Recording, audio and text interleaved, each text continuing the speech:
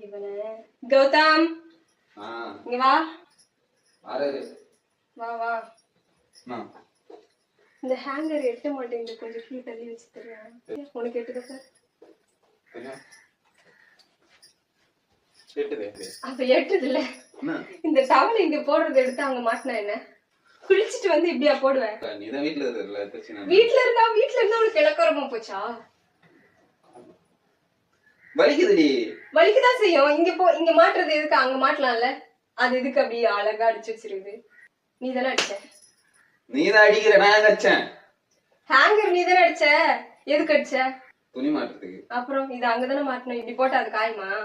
Bed நல்லா இருக்கா பாரு. அதனால பெட் நல்லா இருக்கு, சாப்பிட்டா பார்க்க முடியும். கூட கூட பேசாத. வலிக்குதுடி. எத்து போய் ஒழுங்கா